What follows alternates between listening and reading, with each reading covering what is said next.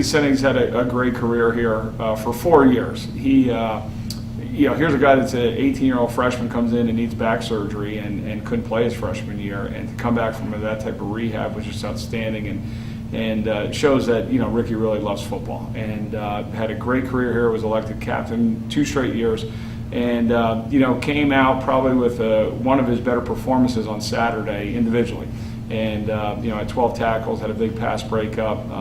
That was real close probably to being an interception, and came back in the next play.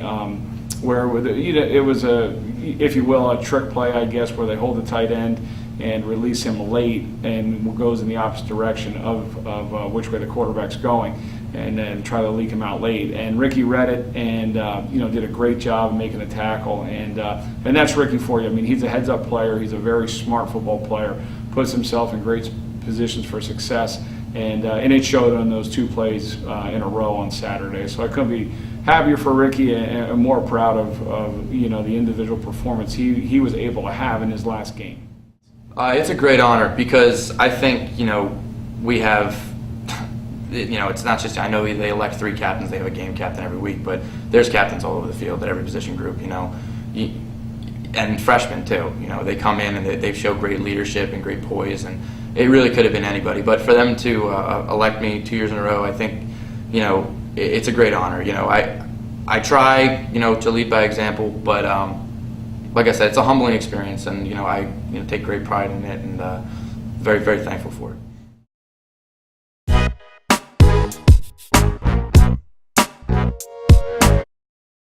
Yeah, I knew I was matched up one-on-one with Long, and I enjoy matchups like that because he's a hell of a player, and I knew that they were going to gun for him on the goal line. So as soon as I saw him running his route, I just waited a little bit, tried to see if I could bait the quarterback, and broke on it. He threw it, and honestly, I probably should have had a pick. I'm a little upset about that, but pass breakup at the goal line, it's still big, and I was happy with it.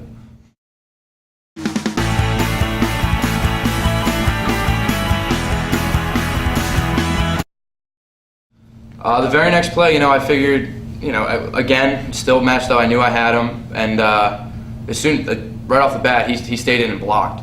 But I knew they ran a play against us last year where he stayed in and blocked and kind of faked and then ran out late. They got full flow one way. So I was waiting for that, and sure enough, there he goes, leaking out the side. And I had to kind of run around the ref to get to him, but I just knew he's a big guy, so I got to get him to the ground. So thankfully, I was able to do that, and we were able to, move on, get off the field. Senior class is a great class. I mean, this was a class that was strength in numbers. 23 seniors, that really stuck together for 4 years. And we talked in the beginning of the year about leadership, and I said to everyone, it wasn't leadership in this class, it was fellowship, because they all were going in the same direction, and that's what made them special. From the top guy to the last guy, number 1 and number 23, a great group that did things the right way, and led by example, and that was really important for our younger guys to see, because this was 4 classes with me as the head coach, and they were a great group. They're going to have future successes because of their character. They know how to work. They know how to work when people aren't watching, and they know how to do the little things properly, make the big things fall in place, and that's going to happen later in life for them. And I'm really excited to see the rest of their journey as they graduate from here and move on to bigger and better things. Playing for Moravian was it was special. I came in here not really knowing what to expect. I knew Coach Stapp was a great guy. I knew Coach Puxton was, and talking to him a few occasions. And of course, they had the coaching change. We were kind of Coach Puxton's first class. That he kind of grew up with, and he's been great. And the camaraderie almost immediately with the team, my seniors, was it was second to none right off the bat. And that chemistry built over 4 years, and we incorporated the younger kids, each grade coming in, we kind of kept that chemistry building, and that's why I think you saw a difference in this year than you have in previous years. And like I said, I think that's only going to continue to grow. And I made a lot of good friends. Playing the sport you love with some of your best friends, you can't.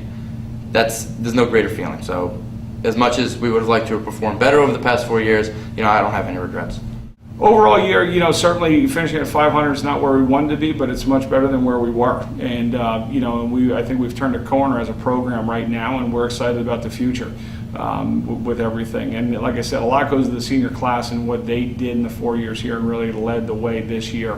It was really important, especially battling through, 3 tough losses in the middle of the season. They got the ship pointed in the right direction, had a big win at Gettysburg, which followed up with another one on the road at Juniata. And those were probably the 2 most important games this program has had in a very long time.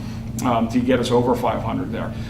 So right now, I think we're at a good position, to bring in another outstanding recruiting class, and the 3 we have under our belt already. And we're excited about about the 15 season. Even though it's a long way away, we have a lot of work to put in.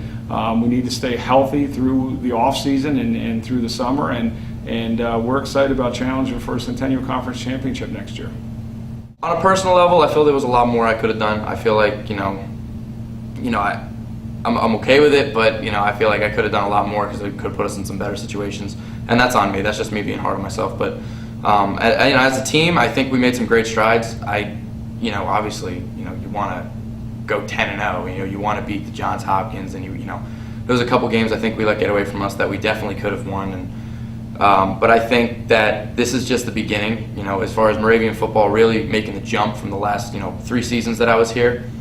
I see a lot of talent around here, and I think, that talent that we have is now realizing how good they are, and I think it's only a matter of time. I really do. I look around the locker room and I'm impressed all over the field, at every position, and you can really see the change in the maturity, and it's still a young team, so I think that. I think they'll be good from here, and I really kind of hurts me that for everybody, not just for me, but for, we didn't do better. We didn't live up to our own personal potential, not what anyone else thought we could do, but what we could do. And I look forward to watching the team improve going into next year. Offensively, with 9 starters coming back and a lot of different skill guys that have played a bunch of snaps this year, we're excited about that. Certainly, we have some big shoes to fill with losing Jacob McKee on the offensive line.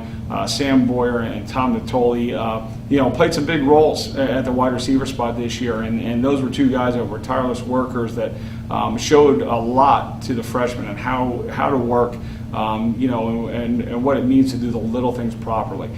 So those guys will be missed. There's no question about it. But looking forward, there's a bunch of guys that are going to be seniors that have played a ton of snaps over the past 4 years, and some underclassmen have played some huge roles in this program so far. So we're excited about where we are at offensively. Defensively, we'll be a little bit youthful going into next year. We'll have to replace 5 guys.